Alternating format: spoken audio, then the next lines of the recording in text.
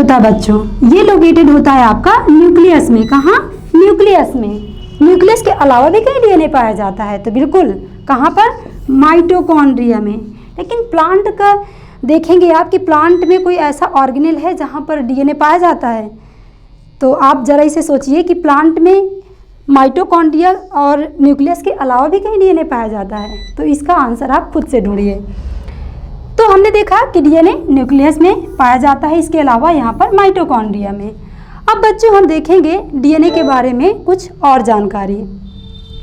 देखिए, यदि हम यूकैरियोटिक सेल लें और एक दूसरी प्रोकैरियोटिक सेल लें, हम एक यूकैरियोटिक सेल लें, दूसरी प्रोकैरियोटिक सेल लें, तो यहाँ पर देखिए आपको ऐसा दिखाई देगा कि आप समझेंगे कि हाँ, इतना बड़ा मेजर चेंज है। यहाँ पर आप देख रहे होंगे ये क्या है? एक मेम्ब्रेन है जिसको बोला जाता है न्यूक्लियर मेम्ब्रेन। इसको क्या बोला जाता है? Nuclear membrane. इसके अंदर डीएनए प्रेजेंट है। एक बढ़िया सा क्या है, जैसे कि कहें कमरा है, उसी के अंदर आपका डीएनए सेफ है। ये क्या है? हम लोगों की बात है, यूकैरियोटिक की। और जब आप देखेंगे प्रोकैरियोटिक में, तो यहाँ पर कोई भी मेम्ब्रेन प्रेजेंट नहीं है डीएनए को घेरने के लिए। डीएनए यहाँ पर क्या है? स्कैटर्ड फॉर्म में, बिखरा हुआ पूरे सेल में। तो यहाँ पर जब आप देखते हैं तो आप पाते हैं कि एक मेम्ब्रेन में बढ़िया से अरेंज है और यहाँ पर ऐसे ही पड़ा है। अब देखिए, इस न्यूक्लियस का इतना महत्व है क्योंकि इसके अंदर क्या प्रेजेंट है? जेनेटिक मटेरियल प्रेजेंट है। इस वजह से हम कह देते हैं कि प्रोकैरियोटिक सेल और यूकैरियोटिक सेल, इसी के नाम पर हमने नाम रख डाला कि प्रोकैरियोटिक, यूकैरियोटिक। क्योंकि बच्चों, प्रो का मतलब होता है प्रिमिटिव और कैरियन का मतलब होता है न्यूक्लियस। ऐसी सेल जिनमें प्रिमिटिव टाइप का न्यूक्लियस होता है उन्हें प्रोकैरियोटिक कहेंगे, और जिनमें एडवांस टाइप का या ट्रू टाइप का न्यूक्लियस होता है उसे कहेंगे यूकैरियोटिक। अब ये प्रोकैरियोटिक हो गई। तो आपको वैसे तो बहुत डिफरेंसेस हैं प्रोकैरियोटिक और यूकैरियोटिक में, लेकिन आपको एक लाइन में डिफाइन करना हो कि what is difference between eukaryotic and prokaryotic cell, तो आप क्या कहेंगे कि in case of eukaryotic nuclear membrane is present, but in case of prokaryotic nuclear membrane is absent. एक लाइन में आप इनका अंतर बता सकते हैं। तो हमने देखा प्रोकैरियोटिक और यूकैरियोटिक सेल में डीएनए की पोजीशन। अब हम यहाँ आते हैं और जानते हैं डीएनए के बारे में। देखिए, डीएनए बच्चों क्या है? ये पॉलीमर है। किसका? न्यूक्लियोटाइड का। पॉलीमर क्या होते हैं? जैसे यहाँ पर हमने कहा कि ये पॉलीन्यूक्लियोटाइड है जिसका मोनोमर है न्यूक्लियोटाइड, यानी न्यूक्लियोटाइड न्यूक्लियोटाइड न्यूक्लियोटाइड न्यूक्लियोटाइड, बार बार न्यूक्लियोटाइड के जुड़ने से क्या बन जाता है आपका? डीएनए। इसी वजह से हमने कह दिया ये पॉलीन्यूक्लियोटाइड है। डीएनए जो है न्यूक्लियोटाइड के बार बार जुड़ने से बना है, तो हमने कह दिया ये पॉलीन्यूक्लियोटाइड है। तो आपको ये चीज़ याद करना है, ध्यान रखना है कि जो पॉलीन्यूक्लियोटाइड है उसका मोनोमर क्या है। उसका मोनोमर क्या है बच्चों? एक यूनिट को क्या बोलेंगे आप? न्यूक्लियोटाइड। अब देखिए, यदि इस न्यूक्लियोटाइड की हम बात करें तो ये किससे किससे बना होता है? ये जो न्यूक्लियोटाइड है ये किससे किससे बना होता है, ये भी इंपॉर्टेंट है। तो देखिए, पेंटोज शुगर, नाइट्रोजनस बेस और फॉस्फेट ग्रुप से मिलकर के बना होता है। एक न्यूक्लियोटाइड इन तीन चीज़ों से मिलकर के बना होता है। अब इनके बारे में यदि हम और डिटेल में थोड़ा जानना चाहें, क्योंकि इम्पॉर्टेंट है, जानना तो पड़ेगा, तो देखिए हम चलते हैं नेक्स्ट स्लाइड में। हाँ बच्चों, यहाँ से हमें ये सीखने को मिलता है कि ये देखिए, ये आपका एक न्यूक्लियोटाइड है, एक न्यूक्लियोटाइड है, और डीएनए आपका डबल स्ट्रैंडेड होता है। क्या होता है बच्चों? डबल स्ट्रैंडेड होता है। यहाँ पर जो डीएनए के दोनों ही ये क्या हैं? ये चेन है, ये क्या होती है? एंटी पैरेलल होती है। एंटी पैरेलल का मतलब क्या है? जैसे एक ये दूसरा ऐसे एंटी पैरेलल होती हैं। एक ये चेन है, दूसरी ये चेन है, दोनों ही क्या होती हैं? एंटी पैरेलल होती हैं। एंटी पैरेलल का मतलब ये है कि जैसे ये 5' एंड है और ये 3' एंड है, तो इसी का एंटी ये हो जाएगा बच्चों, ये 5' है ना, तो ये हो जाएगा 3' और ये हो जाएगा 5'। एंटी पैरेलल अरेंजमेंट यहाँ पर होता है। अब यहाँ पर हमने देखा कि ये क्या है बच्चों, न्यूक्लियोटाइड है। ये न्यूक्लियोटाइड देखिए ऐसे ही न्यूक्लियोटाइड आपस में जुड़ करके बनाती है पॉलीन्यूक्लियोटाइड। अब यहाँ पर देखिए एडेनिन ग्वानिन, एडेनिन ग्वानिन। इसके पहले बच्चों हम थोड़ा सा नेक्स्ट स्लाइड पे चलेंगे, इसको सीखेंगे तब हमें ये ज़्यादा अच्छे से समझ में आएगा। देखिए ये एक न्यूक्लियोटाइड की स्ट्रक्चर है। क्या है बच्चों, एक न्यूक्लियोटाइड की स्ट्रक्चर पहले तो आपको बताई जा रही है। एक न्यूक्लियोटाइड में हमने देखा 3 चीज़ें होती हैं। क्या क्या बच्चों, एक तो फॉस्फेट ग्रुप, पेंटोज शुगर और नाइट्रोजनस बेस। ये 3 चीज़ों से मिल करके आपका एक न्यूक्लियोटाइड बनता है। आप पेंटोज शुगर की बात करें, पेंटोज का मतलब क्या है बच्चों, 5 कार्बन वाली शुगर। 5 कार्बन, जिसमें कितने होंगे कार्बन, 5 कार्बन की चेन वाली शुगर है, इस वजह से हमने बोल दिया पेंटोज शुगर। डीएनए के केस में इसका स्पेशली नाम है, क्या है, डीऑक्सी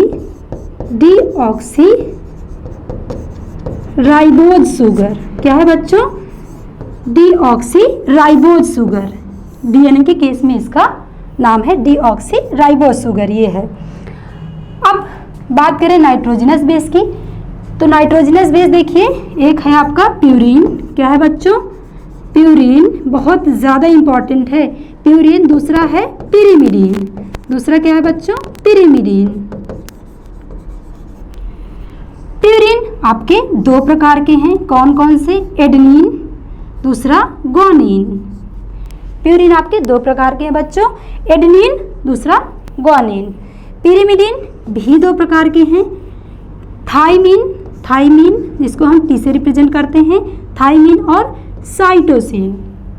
अब देखिए, यदि आप डीएनए ना लें, क्या लें आप, आरएनए कंसीडर करें। क्या, आरएनए। यदि आप आरएनए लेंगे तो वहाँ पर आरएनए के केस में, अभी बच्चों ये हमने डीएनए का देखा, यदि आप आरएनए को देखेंगे तो वहाँ पर थाइमिन नहीं होता है, थाइमिन की जगह में क्या होता है, यूरेसिल होता है। थाइमिन की जगह में क्या होता है बच्चों, यहाँ पर यूरेसिल होता है। मतलब देखिए, जैसे ये आरएनए है, आरएनए में नाइट्रोजनस बेस आपका प्यूरीन में क्या होगा, एडेनिन ग्वानिन होगा, लेकिन पिरिमिडीन में क्या होगा, थाइमिन की जगह में यूरेसिल होगा, यूरेसिल और साइटोसिन। ये इसके साथ जुड़ेगा, ये इसके साथ जुड़ेगा। तो ये चीज़ इंपॉर्टेंट है, आपको ध्यान रखना है कि आरएनए में थाइमिन नहीं होता है, उसकी जगह में क्या होता है बच्चों, यूरेसिल होता है। तो इसका मतलब पिरिमिडीन आपके 3 तरह के हो गए, थाइमिन, साइटोसिन और यूरेसिल। यूरेसिल कहाँ होगा, आरएनए में होगा। अब ये क्या है, फॉस्फेट ग्रुप है। क्या है बच्चों, फॉस्फेट ग्रुप है। तो हमने ये एक न्यूक्लियोटाइड की स्ट्रक्चर जाना। अब एक टर्म यहाँ से और आता है, न्यूक्लियोसाइड। क्या आता है बच्चों, न्यूक्लियोसाइड का मतलब सिंपल ये है कि जब फॉस्फेट ग्रुप ना हो, यानी कि हो क्या, शुगर हो आपकी, क्या हो बच्चों, ये शुगर हो प्लस क्या हो आपका, नाइट्रोजनस बेस। तो इसे बोल देते हैं nucleoside. Sugar plus nitrogenous base को क्या बोलते हैं आप, न्यूक्लियोसाइड। जैसे ही आपका फॉस्फेट ग्रुप आकर के लगता है तब बोलने लग जाते हैं न्यूक्लियोटाइड। तो यहाँ से हमें इतनी चीज़ें समझ में आई। अब हम चलेंगे पिछली वाली स्लाइड में और उसे थोड़ा सा डिटेल में जानेंगे। देखिए यहाँ पर क्या होता है बच्चों कि ये जो आपका एडेनिन है ना, एडेनिन, ये प्यूरीन हम पहले लिख लें, एडेनिन ग्वानिन ना, तो एडेनिन थाइमिन के साथ 2 बॉन्ड के साथ जुड़ा होता है। एडेनिन थाइमिन के साथ बच्चों 2 हाइड्रोजन बॉन्ड के साथ जुड़ा होता है, जबकि ग्वानिन साइटोसिन के साथ 3 हाइड्रोजन बॉन्ड, क्या है बच्चों, ये 3 हाइड्रोजन बॉन्ड के साथ जुड़ा रहता है। तो ये चीज़ आपको याद रखना है कि एडेनिन थाइमिन के साथ 2 हाइड्रोजन बॉन्ड के साथ, पर ग्वानिन 3 हाइड्रोजन बॉन्ड के साथ आपका किससे जुड़ा होता है, साइटोसिन के साथ में। तो देखिए यहाँ पर आपको दिखाया भी गया है, देखिए ये साइटोसिन है और ये ग्वानिन है, 3 हाइड्रोजन बॉन्ड के साथ अटैच हैं। ये एडेनिन है और ये थाइमिन है, 2 हाइड्रोजन बॉन्ड के साथ अटैच है। यहाँ पर देखिए 3 हाइड्रोजन बॉन्ड के साथ अटैच है। तो इस तरह से हमने देखा कि कौन किसके साथ कितने बॉन्ड से अटैच रहता है। अब देखिए बच्चों एक चीज़ यहाँ पर बहुत ज़्यादा इम्पॉर्टेंट है, ये बॉन्ड जो है शुगर और फॉस्फेट ग्रुप के बीच में, ये क्या है, फॉस्फेट ग्रुप है ना, शुगर है, ये शुगर और फॉस्फेट ग्रुप के बीच में जो बॉन्ड है इसको बोलते हैं फॉस्फोएस्टर बॉन्ड। क्या बोलते हैं बच्चों, फॉस्फोएस्टर बॉन्ड। चूंकि दो हैं, 1 2 2 हैं, तो हम इसे क्या बोल देंगे, क्या बोल देंगे बच्चों, फॉस्फो डाइएस्टर। क्या बोल देंगे बच्चों, phosphodiester, phosphodiester. Di के मतलब दो, फॉस्फो डाइएस्टर बॉन्ड, इसे क्या बोल देंगे, फॉस्फो डाइएस्टर। डाई के मतलब दो, दो है यहाँ पर।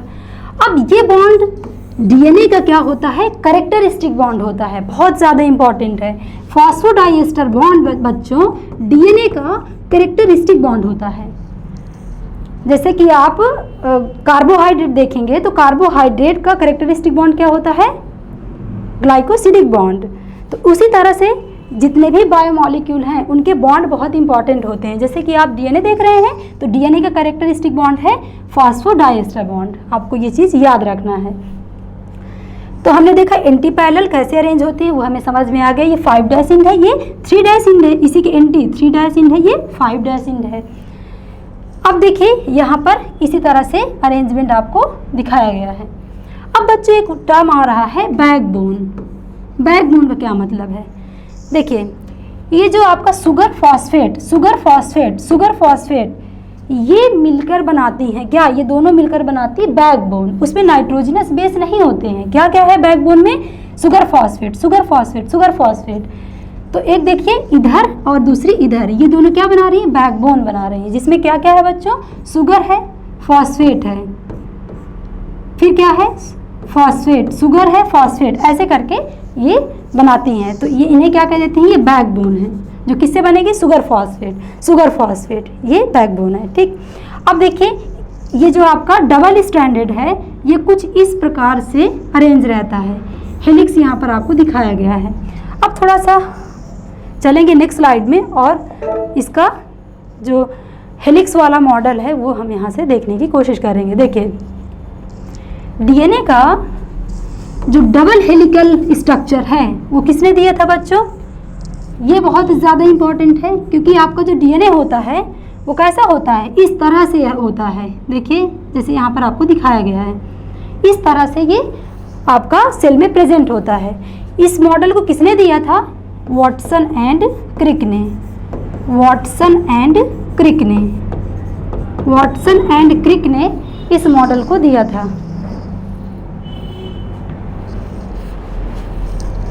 वॉटसन एंड क्रिक ने बच्चों ये डीएनए का double helical structure, double helix model जो है, डबल स्टैंडर्ड मॉडल किसने दिया था, वॉटसन एंड क्रिक ने दिया था। कब दिया था, ये डेट भी इम्पॉर्टेंट है, ये समय भी इम्पॉर्टेंट है, 1953 इस साल में उन्होंने इस मॉडल को दिया था। तो आपको वॉटसन एंड क्रिक जरूर याद रखना है, इनको इसके लिए नोबेल प्राइज़ भी मिला था, तो ये आपको याद होना ही चाहिए। अब देखिए उन्होंने क्या बताया कि ये आपका ये राइट हैंडेड होता है। राइट हैंडेड देखिए यहाँ पर समझाने की कोशिश भी की गई है और इसको सीढ़ियों में भी बताने की कोशिश की गई है। देखिए कि राइट हैंडेड का मतलब क्या है। बच्चों अब थोड़ा सा हमें यहाँ पर फोकस करना होगा और समझना होगा कि वन टर्न या वन लूप कहाँ से कहाँ तक बोलते हैं। जैसे हम यहाँ से लें यहाँ तक, आपको यहाँ से यहाँ तक नहीं लेना है, आपको यहाँ से यहाँ तक, इसको बोलते हैं बच्चों वन टर्न या वन लूप। इसको क्या बोलते हैं, वन टर्न या वन लूप, इसको बोलते हैं वन टर्न। ये चीज़ आपको ध्यान रखना है। अब वन टर्न है तो यहाँ से यहाँ तक की डिस्टेंस कितनी होती है, ये भी इम्पॉर्टेंट है। कितनी होती है बच्चों, एंगस्ट्रॉम में देखें तो 34 एंगस्ट्रॉम। यदि नैनोमीटर में देखें तो 3.4 नैनोमीटर होती है। दोनों ही डेटा आपको याद रखना है। एंगस्ट्रॉम में 34 एंगस्ट्रॉम और नैनोमीटर में 3.4 नैनोमीटर। यहाँ से यहाँ तक की डिस्टेंस है। इसे क्या कहा जाता है, इसे कुछ और भी कहा जाता है। इस डिस्टेंस को कहा जाता है बच्चों पिच ऑफ डीएनए। क्या है ये, पिच ऑफ डीएनए। यहाँ से यहाँ तक क्या कहा जाता है, पिच ऑफ डीएनए। अब बच्चों यहाँ से यहाँ तक की तो दूरी हमने जान लिया, बेस पेयर के बीच की दूरी भी कुछ होती होगी क्या, ये बिल्कुल, दो बेस पेयर के बीच की दूरी कितनी होती है, देखिए सिंपल, जितना है यहाँ पर उतना ही करना है, 3.4, लेकिन पॉइंट लगा देना है क्योंकि कम है ना दूरी, यहाँ 34 है, यहाँ पर 3.4 हो जाएगी।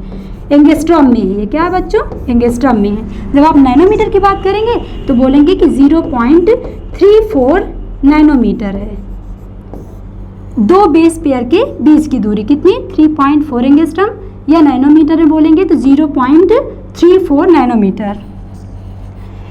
अब देखिए ये जो एक टर्न है, इसमें कितने बेस पेयर होंगे, 1 2 3 4 5, 1 2 3 4 5, इसमें होंगे बच्चों 10 बेस पेयर। वन टर्न में कितने बेस पेयर होते हैं, 10 बेस पेयर, 10 बेस पेयर।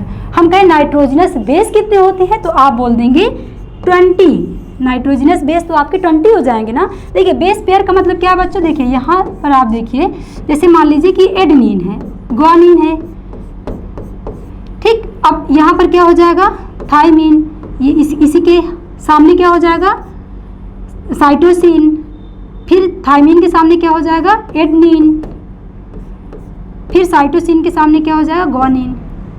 तो देख रहे हैं ये क्या है, बेस पेयर है, दो है ना, बेस पेयर हैं, ठीक।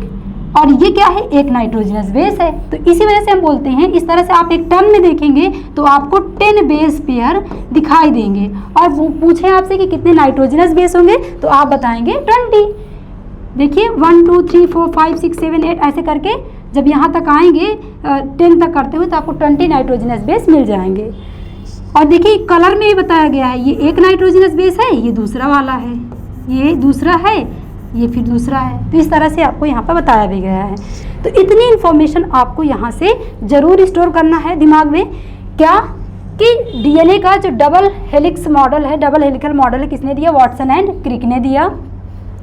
कब दिया, 1953 में दिया। यहाँ से यहाँ तक की डिस्टेंस को कहा जाता है पिच ऑफ डीएनए। इसको बोला जाता है वन टर्न या वन लूप, जिसमें कितने बेस पेयर होते हैं बच्चों, 10 बेस पेयर होते हैं। कितने, 10 बेस पेयर। नाइट्रोजनस बेस पूछे तो 20 नाइट्रोजनस बेस हो जाएंगे। दो बेस पेयर के बीच की दूरी कितनी होती है, 3.4 एंगस्ट्रॉम होती है। नैनोमीटर में बात कीजिए तो 0.34 नैनोमीटर होती है। तो इतनी इंफॉर्मेशन आपको यहाँ से क्या करना है, निकालना है, याद रखना है। अब बच्चों हम एक रूल पढ़ेंगे, एक रूल पढ़ने जा रहे हैं जो है आपका चार्ज-ऑफ रूल। क्या है ये, चार्ज-ऑफ रूल। ये बहुत इंपॉर्टेंट रूल है। क्या है ये, चार्ज-ऑफ रूल।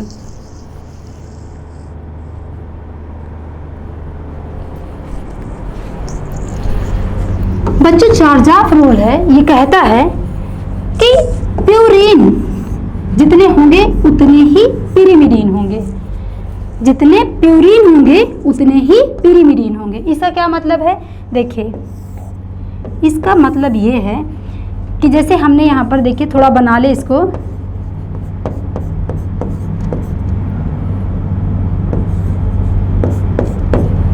ठीक। अब हम इधर बनाएं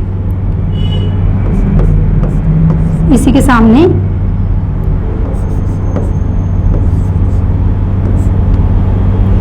इसके सामने क्या बनाएंगे, साइटोसिन, और ये एडेनिन। ठीक है बच्चों, ये रूल बहुत इंपॉर्टेंट है। देखिए ये 2 बॉन्ड के साथ जुड़ेगा थाइमिन के साथ, ये 3 बॉन्ड के साथ में, ये 2 हाइड्रोजन बॉन्ड के साथ में, फिर ये 3 हाइड्रोजन बॉन्ड के साथ में, ये फिर से 3 हाइड्रोजन बॉन्ड और ये 2 हाइड्रोजन बॉन्ड। जितने प्यूरिन उतने पिरिमिडीन का मतलब क्या है, देखिए जैसे मान लीजिए कि ये आपका क्या है, प्यूरिन है, और ये क्या है, पिरिमिडीन है। मान के आ लीजिए है ही है, ये क्या है आपका प्यूरिन है, ये पिरिमिडीन है। तो प्यूरिन को बाइंड करने के लिए कौन आएगा, पिरिमिडीन। प्यूरिन यदि होगा तो उस किसके साथ बॉन्ड बनाएगा, पिरिमिडीन के साथ में। या कहें कि जैसे एडेनिन है, जहाँ जहाँ पर एडेनिन होगा बच्चों, तो वहाँ पर क्या होगा, थायमीन भी होगा। मतलब जहाँ जहाँ एडेनिन वहाँ वहाँ थायमीन, जहाँ जहाँ ग्वानिन वहाँ वहाँ साइटोसिन, जहाँ जहाँ थायमीन वहाँ वहाँ एडेनिन। इसका मतलब ये है कि जितने आपके एडेनिन होंगे उतने ही थायमीन होंगे, जितने ग्वानिन होंगे उतने ही साइटोसिन होंगे। इसका मतलब ये है कि जितने प्यूरिन होंगे उतने ही पिरिमिडीन होंगे, क्योंकि प्यूरिन किसके साथ बॉन्ड बनाता है, पिरिमिडीन के साथ में। तो यही ये रूल कहता है कि प्यूरिन इक्वल टू पिरिमिडीन, जितने आपके प्यूरिन होते हैं उतने ही पिरिमिडीन होते हैं। यहाँ पर देखिए बताया भी गया है कि A प्लस जी का मतलब क्या है, प्यूरिन है। क्या है ये, प्यूरिन है।